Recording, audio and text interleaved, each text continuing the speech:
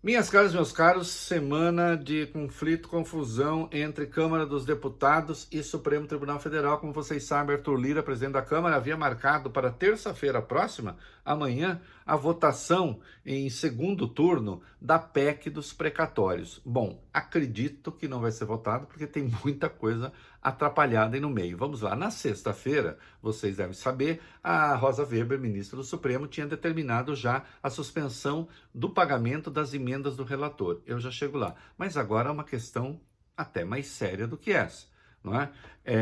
Três mandados de segurança, um impetrado pelo PDT, outro por um grupo de deputados, um grupo suprapartidário, e o terceiro por Rodrigo Maia, ex-presidente da Câmara, pedem simplesmente que se suspenda a tramitação da PEC. E que na prática ela seja tornada, a votação seja tornada sem efeito. Sabe aquela votação na madrugada de quinta que aprovou em primeira votação o texto por 312 votos a 144, lembrando que esses 312 têm só 4 votinhos a mais do que o mínimo necessário? Pois é, eles querem que seja tornado sem efeito o ato da mesa da Câmara que permitiu a votação remota de deputados.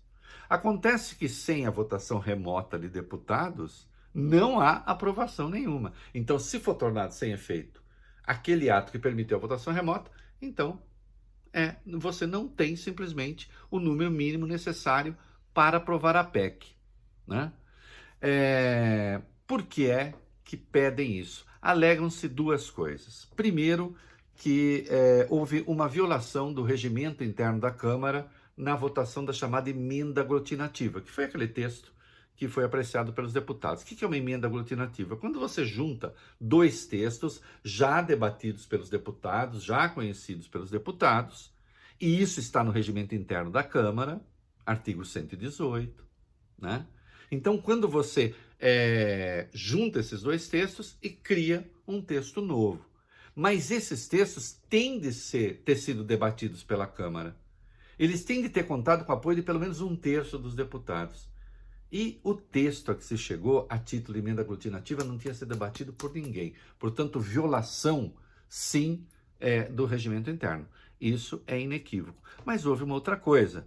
O Arthur Lira baixou ali um ato da mesa permitindo aquela votação remota de deputados. Se vocês falarem, Reinaldo, isso está no regimento interno da Câmara? Não. As votações da Câmara estão nos artigos 186 e 187, estou aqui com eles anotadinhos, bonitinho, e não tem votação remota. A votação remota valeu para o período da pandemia, não é?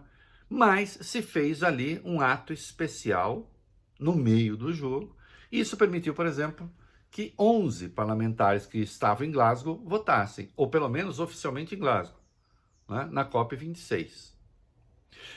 Você tem matéria para debate aí. Bom, mas se eles estão representando a Câmara, eles não são deputados, se são deputados não podem votar, acho que até dá um bom debate. Só que há um problema.